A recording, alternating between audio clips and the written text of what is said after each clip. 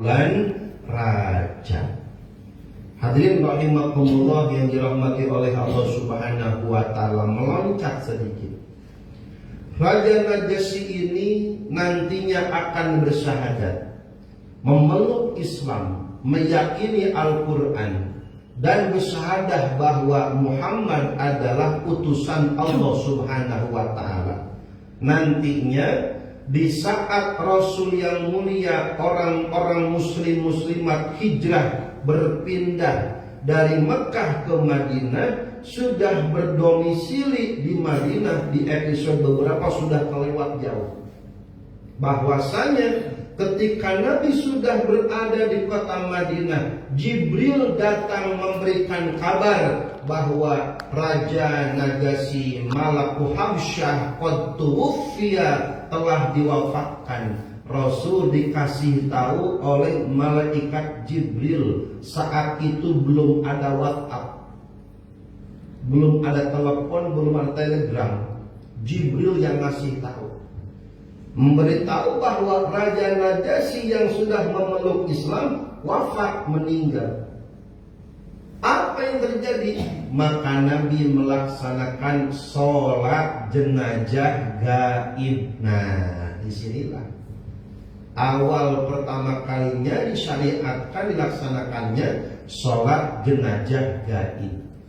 Apa yang sholat jenazah gaib, Pak Ustadz? Sholat jenazah tapi jenazahnya enggak ada, disebut sholat jenazah gaib. Dan ini sudah hampir jarang dilaksanakan di kita, padahal hukumnya sama. Bagaimana gambarannya Pak Ustadz? Seumpama dulunya ada jemaah kita di sini 20 tahun di Danamon. Ternyata setelah pensiun pindah ke kampung halamannya. Setelah pulang ke kampung halamannya, kita ngedengar bahwa si Fulan bin Fulan meninggal. Nah, yang dulu teman kita, yang dulu sahabat kita, yang dulu tetangga kita, yang dulu teman kongko kita, yang dulu tempat curhat kita di Musola Al-Hikmah, yang dulu teman kita goes, yang dulu besti kita, meninggal di kampung halamannya. Kita ngedengar itu sholat jenazah di musola. Kata muadzin sebelum qomat, assalamualaikum warahmatullahi wabarakatuh. Jemaah sekalian, mohon sebentar perhatiannya. Nanti setelah sholat mohon kesediaannya untuk sholat jenazah gaib untuk saudara kita Fulan bin Fulan yang dahulu adalah saudara kita, tetangga kita, teman sahabat, jemaah kita yang wafat di kampung halamannya. Tuh udah, assalamualaikum, assalamualaikum, langsung berdiri sholat sunat jenazah gaib. Dan itu sekarang udah hampir jarang dipraktekkan, padahal hukum padilahnya sama. Yang kedua, peristiwa sejarah yang tertorehkan kejadiannya dan berpengaruh besar pada sirah dan dakwah Rasul di bulan Rajab adalah peristiwa Isra wal Mi'raj Rasul Muhammad sallallahu alaihi wasallam. Mundur ke belakang beberapa episode yang dulu udah kita bahas. Ada yang namanya salah satu frasa, potongan bagian daripada napak tilasir nabawiyah ada disebut dengan Amul Huzni, namanya tahun kesedihan. Kenapa sedih? Di tahun itu dua orang yang amat mencintai dan dicintai Rasul wafat sekaligus. Yang pertama pengganti ayahnya, pengganti orang tuanya, yaitu adalah paman Abu Thalib yang selama ini merawat, membesarkan, membimbing, mengawal, menjamin pamannya Rasul Abu Thalib wafat di tahun itu. Disusul oleh istri tercinta Siti Khadijah binti Khuwailid yang hartanya habis untuk dakwah Nabi. Sampai diriwayatkan baju yang dikenakan oleh Bunda Siti Khadijah itu terdapat 70 tambalan.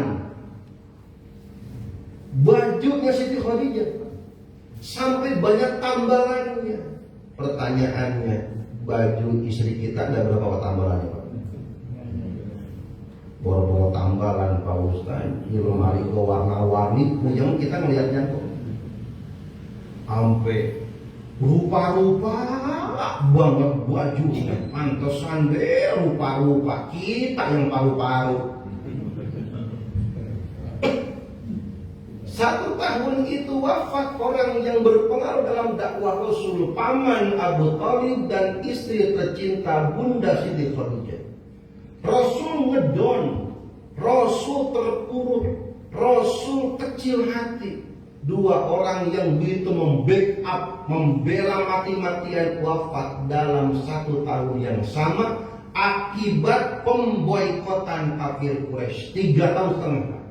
Diusir, dikarantina, diboikot, tidak boleh ada kontak, tidak boleh ada transaksi jual beli, tidak boleh ada suplai makanan, tidak boleh.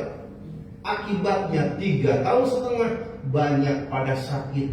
Wa fi ba'di riwayat dalam Al-Rahiqul Maktum, para sahabat sampai makanan tidak ada, suplai tidak ada, air susah, mereka mempertahankan hidup memakan rumput-rumput kering.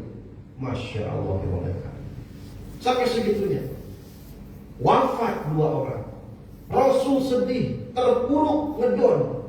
Ditambah lagi Rasul berusaha untuk bangkit dakwah ke Taif, minta suaka pembelaan, minta dukungan. Ternyata di Taif bukannya didukung, dilempar batu, dilempar kotoran. Siapa yang ngelemparin? Bocah-bocah sama Karang Taruna. Karang Taruna pemuda, maksudnya begitu. Ya emang juga ada Karang Taruna, seumpama ada. Pemuda-pemuda, mereka dimobilisasi, dikasih uang receh, mau jajan. Entah kalau orang Muhammad, orang gila, mungkin aja. Begitu katanya. Padahal Rasul sedang sedih. Dakwah ke Taif, dataran tinggi, bukannya disambut, malah disambit. Itu adalah setelah wafatnya Siti Khadijah dan paman Abu Thalib. Rasul dendam? Tidak. Rasul punya hati, tapi tidak dendam, tidak balas dendam. Apa kata Rasul? Nah, ini hebatnya ucapan Rasul. Sampai ucapan ini menginspirasi bagaimana kita tabah atas kedoliman, kejahatan orang yang menganiaya kita. Apa kata Rasul? Nah, ini hebat kata-katanya.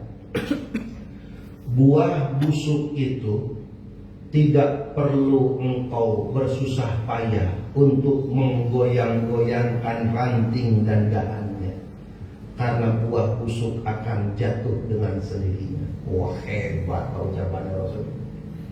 Mereka yang jahat, mereka yang zalim, mereka yang iri, mereka yang dengki, berbuat jahat, menganiaya, merugikan kita, mereka ibaratnya buah apa Pak? Buah busuk. Yang namanya buah busuk enggak perlu kita lawan, enggak perlu kita kasih lawanan. Ayo siapa kita? Enggak usah. Buang-buang tenaga, buang-buang energi, buang-buang waktu, biarin saja. Kenapa?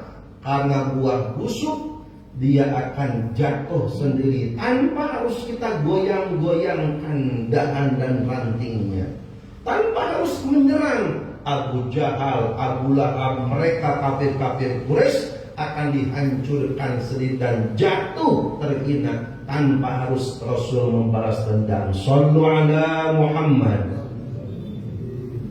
Maka Rasulullah SAW diberjalankan peristiwa Isra wal Mi'raj.